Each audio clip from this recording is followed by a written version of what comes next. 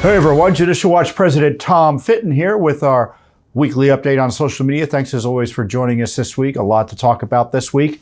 The Republic remains under assault, especially by the radical left in Congress, specifically the Pelosi January 6th rump operation. I'll talk about that. A nice little victory against Biden corruption and secrecy in Delaware. Plus, we have new documents out of West Point that are going to shock you and enrage you and upset you. For what they show about the training and abuse of our cadets there in West Point. First up, though, is the continued attack on the First Amendment and other fundamental civil liberties by the Pelosi Rump 1-6 operation. And by rump, I mean there are no Republicans appointed on that committee by the Republican minority. Now, there are Republicans nominally appointed there by Pelosi, but the minority party isn't represented. So this is a one-party operation straight out of totalitarian regimes we've seen in the past. And what they're doing is they're releasing partial information, withholding key information, hiding documents, all geared to try to jail and target their political opposition. And of course, President Trump, being the putative and likely challenger to Joe Biden, there's this desperate attempt to undermine him and, if necessary, put him in jail by getting their allies in the corrupt Justice Department to try to prosecute him. Now, what do they want to prosecute President Trump for? What do they want to prosecute other Americans for? Well, they want to turn disputes about elections and their results into thought crimes. That using the law available to us under the Constitution, namely the 12th Amendment and the Electoral Count Act and the kind of the inherent authorities of Congress to raise questions about an election outcome is something that you're not allowed to do, according to the left. Unless, of course, it's an election outcome they disagree with. So here you have a out-and-out assault on anyone who dares petition their government about this, or in the case of President Trump, wanted the laws against election fraud and tampering fully enforced. So that's the issue here. You have disagreements among politicians and lawyers about constitutional law, public policy, and politics, and those disagreements are being criminalized by the abusers on the Pelosi Rump Committee. Now, I tell you what, one thing that I think it would be good for conservatives to think about is if there's a change of power in Congress, what will the accountability be for these abuses of power? And in my view, the likely Speaker of the House, if Republicans take control of Congress, is McCarthy. And what should be asked of the minority leader currently is, will he promise to hold those abusing authority now to account? Now, congressmen like Marjorie Taylor Greene, Congressman Gosar, they've been attacked by Pelosi by being knocked off of committees. They can't participate in the committee system in the House. Now, that might be a mixed blessing. I'm sure Marjorie Taylor Greene is probably even more effective as a result. But in the least, if I were McCarthy, or if I were running the House, I would ensure that those who abuse their authority now under the January 6th rump operation are not on committees for the next Congress. I mean, that's what should be done in the least. And the other threat that we're facing isn't just to the First Amendment, our right to petition the government, our right to speak about matters of public import. It's also about the separation of powers. And the separation of powers is the idea that our founders put into the Constitution a process and a structure of government that protects our freedom by dispersing powers among the various branches of government. So the legislature can't be the executive branch. The executive branch can't be the legislature. The judiciary can't be the legislative branch or the executive branch. They have to be the judicial branch and exercise purely judicial powers. Now, the dangers to our republic come from when presidents try to legislate. Remember a pen and a phone when The despot Obama used to say that, and Biden's doing that to a certain extent. Or when Congress thinks they're the executive branch and try to undermine the presidency with really abusive investigations, trying to get at the heart of, for instance, executive branch communications in a way that's would make the president be unable to operate in any substantial sense, independent from Congress. And of course, you get abusers in the judicial branch, where you have judges acting as politicians and legislate from the bench, Roe versus Wade being the most direct example of that, and the most infamous example of that, at least in modern memory. Now, the other problem we have with separation of powers is sometimes the branches attack each other and undermine each other, as I was saying. So this Pelosi rump committee is attacking Congress. They're targeting fellow members of the House, trying to haul them in before their kangaroo court proceedings. They're attacking, obviously, the presidency by trying to get communications that are typically protected from scrutiny and trying to suggest the president has no right or power to be president if they don't agree with him politically. And then thirdly, they're attacking the Supreme Court. And they're doing this by attacking Ginny Thomas. Now, Ginny Thomas is a friend of mine, and I know her to be a patriot, an upstanding person, really a wonderful person, who cares deeply about this country. And she's made the mistake, and I say mistake in a sarcastic way, of, again, exercising her First Amendment rights to talk about issues of public import, namely the election disputes of 2020. Now, the left has decided that if you're the spouse of a Supreme Court justice they don't like, namely Clarence Thomas, you don't have First Amendment rights. And by the way, if that spouse says things or gets involved in topics the left doesn't like, they're going to use that as a vehicle to try to attack the justice, the Supreme Court Justice Clarence Thomas. And in the case of harassing Ginny Thomas, they not only obviously make her life miserable, but her husband's life miserable. They also impact the court generally, because it's a signal to every judge or justice on the court that their families potentially are on the chopping block if the politics warrant it. So this is a fundamental assault on the Supreme Court. And let me tell you this, the attacks and smears you're seeing about Ginny Thomas, and I'm not going to rebut them one by one. Trust me, she hasn't done anything unethical, anything wrong. They're just making it up. They're actually lying about what she did or what she didn't do. It's really not even about January 6th anymore, because obviously we now know any attacks on the Supreme Court by the left are about other things, namely abortion, because the Supreme Court is about to likely pass down a decision that will throw Roe versus Wade into the dustbin of history, rightly so, and allow states to take steps to protect the right to life of unborn human beings in their jurisdiction. And the left hates that. So they're going to destroy anyone who supports that. And Justice Thomas obviously supports overturning Roe versus Wade. So the Supreme Court's under attack. Congress is under attack. The presidency is under attack. And of course, you're all under attack. Because the theory is that anyone who raises questions about election integrity needs to be suppressed. So these are dangerous times for our republic, as I've often observed. And of course, Judicial Watch has done more, and I will repeat because I think it bears repeating. Judicial Watch has done more independent, serious investigation of January 6th and its aftermath, which has been negative for the country because, as I said, the left has used it as a pretext to undermine all of our civil liberties, than any other entity here in town. We're in court suing for January 6th information. We've got January 6th information that would never have been released but for litigation. We've exposed, for instance, the cover-up and the special treatment for the shooter of Ashley Babbitt that no other police officer would be afforded. We've highlighted the lack of security despite the expected crowds at the U.S. Capitol on January 6th. So all of those issues that Judicial Watch is confronting directly that this rump committee has zero interest in because they, don't want to protect election integrity. They want to undermine election integrity. And because the Marxists are essentially running the House, they're also using it as a vehicle to undermine our republic generally. So that's where we stand on January 6th.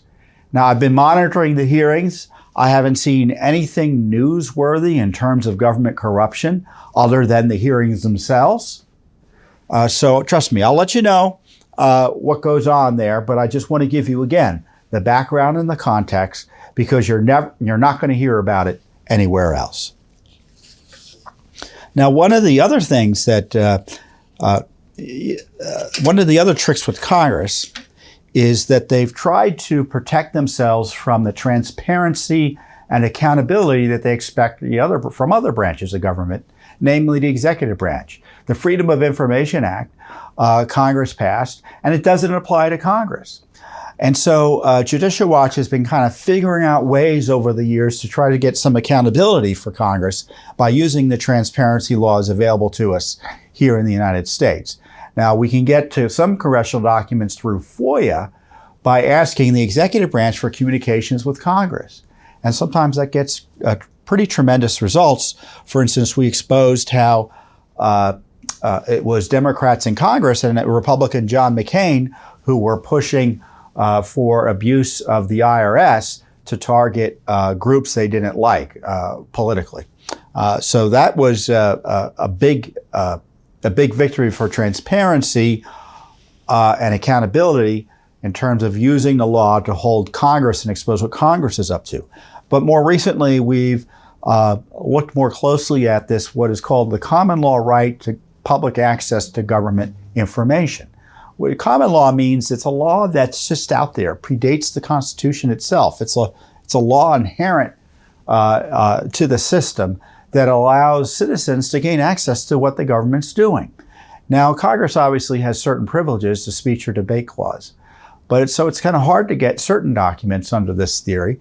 But on the January 6th issue, we've focused like a laser on getting the videos that they refuse to give us because they don't think we should be able to get anything, and the emails by the security apparatus of Congress related to January 6th. The other issue is politicians who go on to other offices, like President Biden.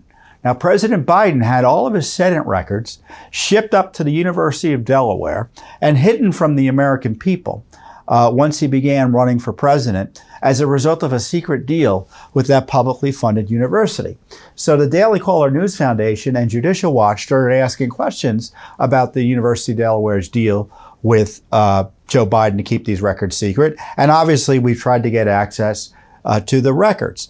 Well, long story short, we ended up before the Delaware Supreme Court.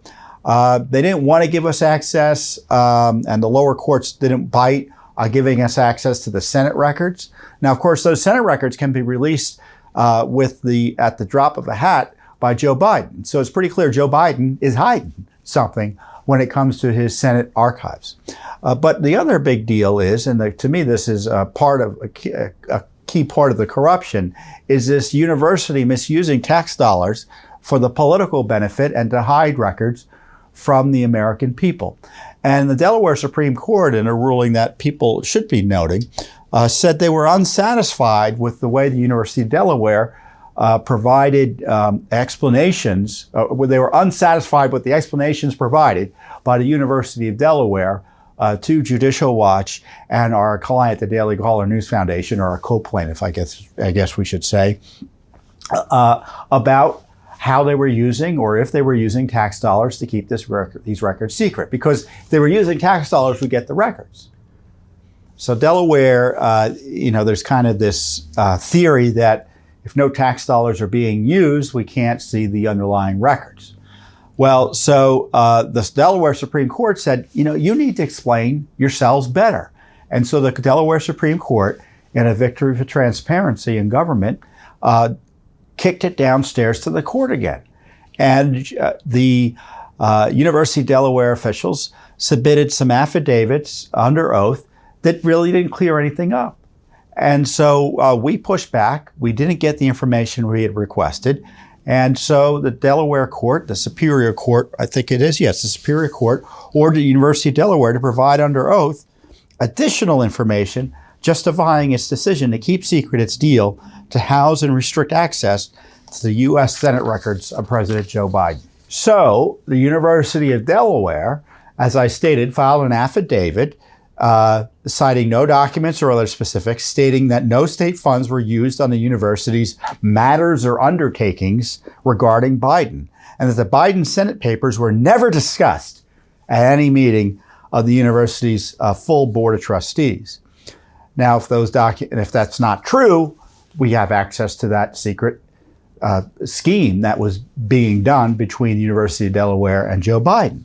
So Judicial Watch and our friends at the Daily Caller News Foundation filed a brief challenging the sufficiency of that affidavit. And the Superior Court Judge, Mary M. Johnson in Delaware, ordered the university to provide more information. Now remember, we're taking on not only the President of the United States in his home state, Delaware. Arguably, he spends more time in Delaware than in Washington, D.C. I don't know if those are the exact numbers, but he spends at least 30 to 40% of his time up there. Obviously, he had been a senator from Delaware forever and a day. And of course, University of Delaware is another big fish in a small pond in Delaware. So we're taking on some of the most powerful entities, not only in the nation, but there in the state of Delaware. And I commend the courts for at least applying the law here without respect to the power or privilege or deference that would typically be given to the hometown favorites. And it's the glory of our system, isn't it? That little old Judicial Watch can go up against this behemoth and be on equal footing in courts under the law. Now, it doesn't always work out perfectly, and I know that system doesn't work out perfectly. I've seen it. We've been victimized by it. But more than you might know, and we win, or at least get a fair hearing, which is half the battle. And the court said, you need to go back to the drawing board. The court told the university and reminded the university that the Delaware Supreme Court mandates that the inquiry does not end with the university's filing of an affidavit swearing to information previously provided. The court directed reconsideration of whether the university satisfied its burden of proof. So they need to at least provide some information to reassure the court that no tax dollars are being used in this scheme, this document deal, and so that the law can be applied fairly. And if tax dollars were being used, we have a right to access to certain of the documents. And the court found that the generalized statements in the affidavit, and I encourage you to go on our website. We'll provide a link to the material here, and you can read the affidavit and you can see it's ridiculous. So the court found that the university's affidavit filed with the court did not meet the burden to create a record from which the Superior Court can determine whether the university performed an adequate search for responsive documents. So the court's saying there, you didn't even give me enough information to figure out how I can rule. You're supposed to help me. And the university's playing a shell game. The University of Delaware must articulate who, identified at least by position within the university, they wouldn't even give her that, provided the information, that no state funds were spent by the university, that no salaries of any university personnel involved in the custody and curation of the papers were paid with state funds, that no state funds were spent on the university's email system for communications between university personnel and Biden representatives when such inquiries were made, and what, if any, documents other than the gift agreement were reviewed. I'd like to see that gift agreement, I tell you. But I tell you, when she highlights all that detail that she requires in order to make a decision, I don't know how else to describe it other than, obviously they spent taxpayer money to do all of that. Obviously. And they're hiding that. It's absurd we're having to sue the University of Delaware just to learn how they're using tax dollars, said our client over at the Daily Caller News Foundation, the managing editor there, Michael Bastash. Rest assured, with Judicial Watch's help, we are optimistic we will uncover the truth. Joe Biden, and this is what I said, and I'll say it again so you know, Joe Biden is being protected by the University of Delaware. That's the scandal. And thankfully, the courts are growing impatient with the shell games. Of course, President Biden could end the dispute by simply releasing the details about the Senate records. What is Biden hiding? What is he hiding? So what are the types of records that would be interesting? Well, given Biden's corruption, that's the type of records. Those are the types of records we'd like to see. Tara Reade, who has accused Biden of sexually assaulting her, has suggested there may be records about that assault in these records.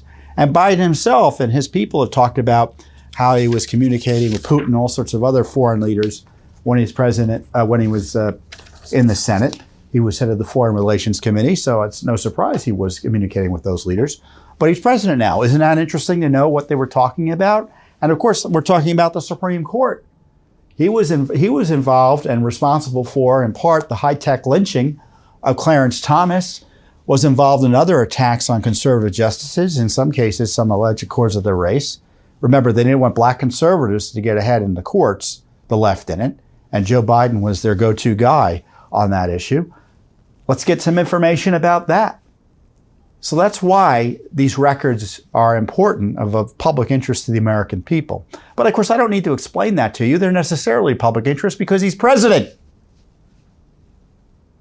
And here the University of Delaware is hiding records about their decision to hide records, about the secret deal with Joe Biden, all of which can be released by Joe Biden. So we're pressing the University of Delaware in court in Delaware with some success. But in the end, Joe Biden is the keymaster here, right? He can release all the records. So this is a cover-up about Joe Biden's cover-up. And again, only Judicial Watch is doing the heavy lifting to get access to these records. And obviously, it's just one of literally hundreds of FOIA lawsuits we filed to hold corrupt government officials accountable, and more specifically, to enforce the basic law that government has to provide access to information to us as citizens. So we'll see what happens. Maybe we'll get more information in the next affidavit. I suspect the fights will continue, and let's hope the court gets issues some more rulings and makes more decisions demanding accountability, so the university, so the American people can know, and citizens and taxpayers in Delaware can know how their tax dollars are being abused and misused to protect Joe Biden from whatever the political consequences would be of full transparency about his Senate record. Well, this week celebrated the birthday of the U.S. Army, which was created by Congress, I believe, in 1775 on June 14th, which obviously is also Flag Day. So happy birthday, U.S. Army. Unfortunately, we got some bad news about the current state of the U.S. Army, specifically the U.S. Military Academy at West Point, which trains the rising generation of Army leadership. So we received some pretty shocking records as a result of 2 Freedom of Information Act requests that we filed against the Defense Department after they gave us what I call the proverbial hand to the face when we asked for records about critical race theory training at West Point. And then we also asked for emails related to such training of the superintendent there and also the former U.S. Military Academy senior enlisted leader there. So the leadership of West Point. And so the documents are as bad as you might think.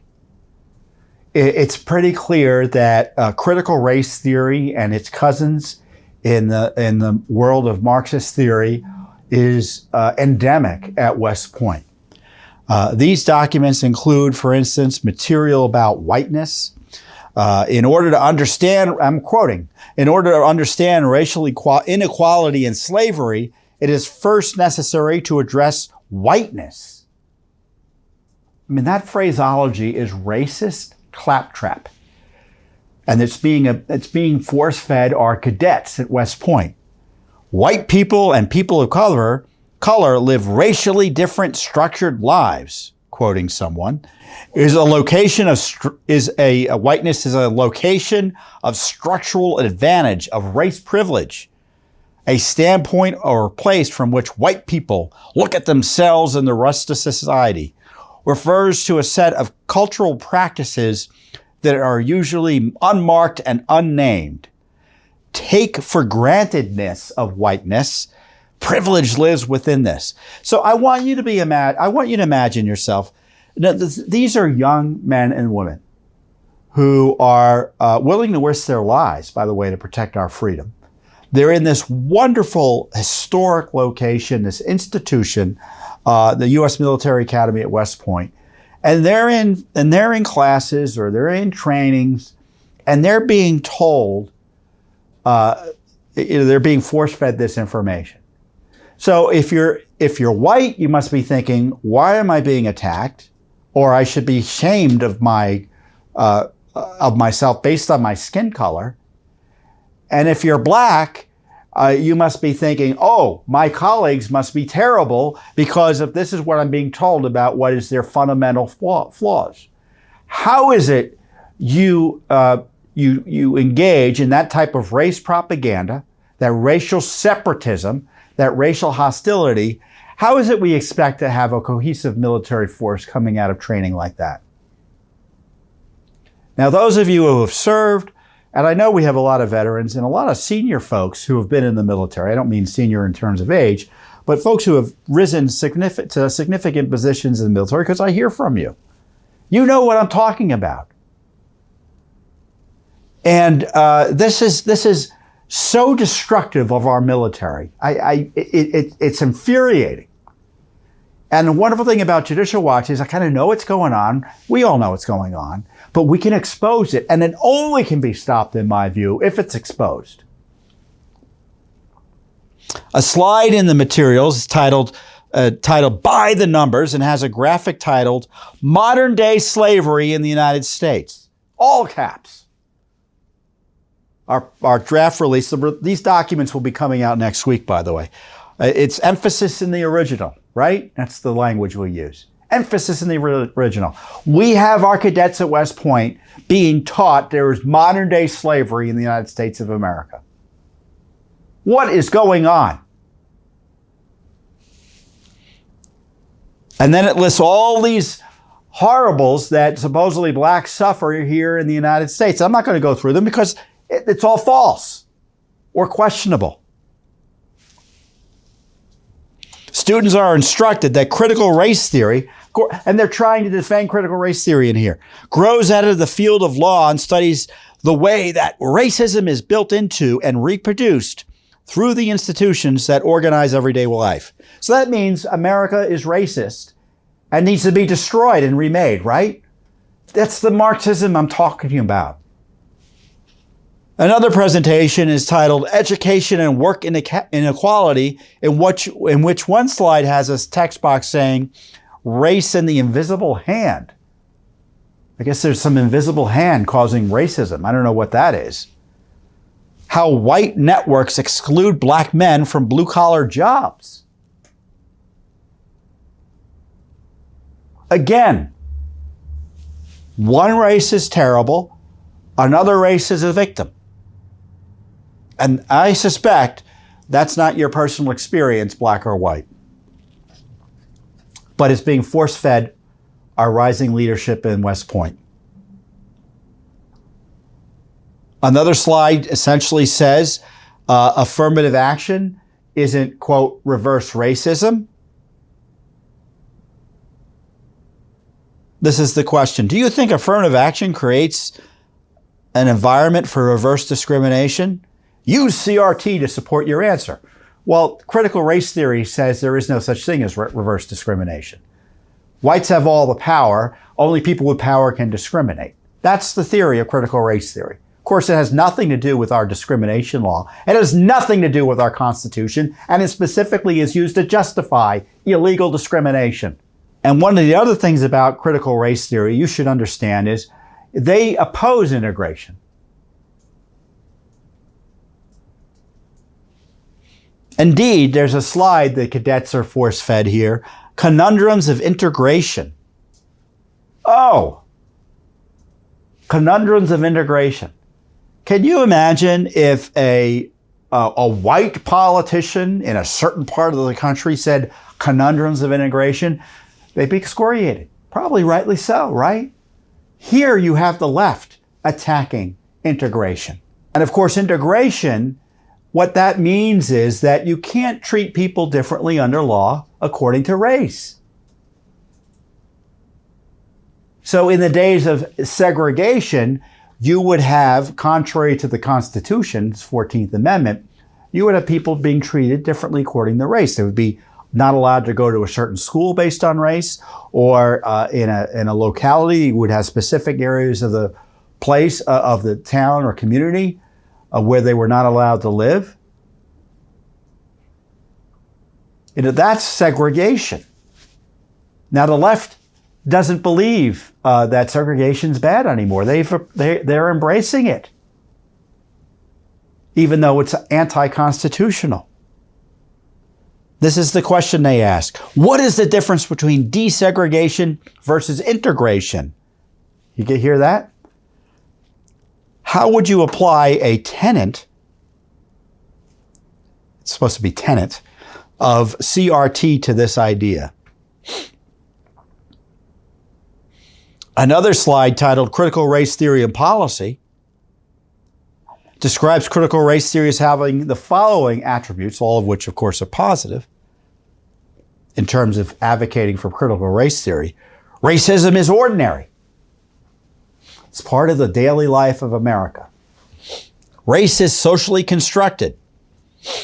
I mean, that's so far crazed in terms of being, only an academic could believe that. And I'm not going to try to explain it because I think my head would explode just trying to describe the Marxist take on socially constructed biological characteristics. Race is a biological characteristic. How is it socially constructed? White Americans have primarily benefited from civil rights legislation. So our people at West Point are being told that civil rights legislation has benefited whites more than minorities.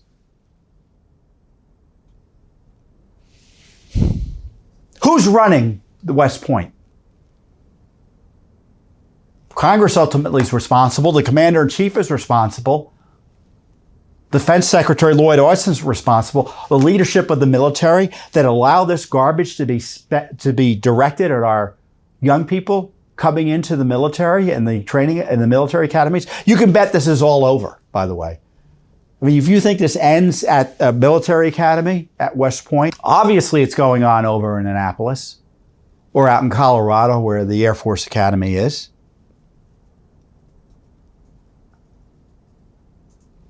A slide in a presentation now, of course, it's not just critical race theory, it's also queer theory and policy, which is a cousin of the Marxist critical race theory. It's all part of the same communist revolutionary ideology that seeks to attack fundamentally the structures of the West and specifically the United States by taking these theories and agendas and trying to divide the American people and the society generally. And they're also being, as I said, force-fed here, critical race, queer theory and policy. So here's what they say what queer theory is. Heterosexuality is the basis for sexual formations. Queer theory is multidisciplinary. I'm not quite sure what that means. I kind of do know what it means, but it's academic crazy talk, right? And if you follow the left, you kind of know what their code words mean. And it's just nonsense talk to justify destroying the social fabric of the country. Gay and lesbian issues get combined into one category when they are not the same. Boy, a lot there, huh? They're not even satisfied with separating straights from gays. They want to separate gays from each other. That's Marxism. In the syllabus for 3 credit, you get credit. Social Sciences Department class, the politics of race, gender, and sexuality. Some of the assigned reading includes critical race theory, an introduction. In the course description, the syllabus notes the class will serve as an introduction to the theoretical concepts of postmodernism, which again is Marxism. This will include a focus on feminist theory, critical race theory, and queer theory. This is what's being taught in West Point. Another objective is to, quote, consider how the contemporary issues that relate to race, gender, and sexuality apply to the Army and how they impact the Army officer. The concepts will be discussed in this class. The concepts that will be discussed in this class are essential for future military officers to understand and fully absorb. Well, that's true as far as the military leadership is concerned. That's what they're obsessed by. I mean, you see this with Pride Month. You have our military posting on social media pride propaganda. Here you have the left under the guise of this Pride Month. You got to hand it to the left. They're extremely effective. They've essentially taken over a calendar, a month of the year, and they've gotten the government, corporations, and social media and all the cultural institutions to advance their agenda every day of that month. And you have our military, for instance, promoting Pride material all throughout social media. And you can bet the trainings are reflecting that as well. I'm sure they're being forced to go through all sorts of propaganda training for this extremist propaganda. I mean, when you see our military post something other than the American flag, and specifically the rainbow flag, doesn't mean that individually, if you want to fly the rainbow flag, more power to you. That's your God-given right. But our military to be promoting a flag that reflects an ideological and radical agenda, frankly, any other flag than the American flag or the service flag or state flags, my gosh.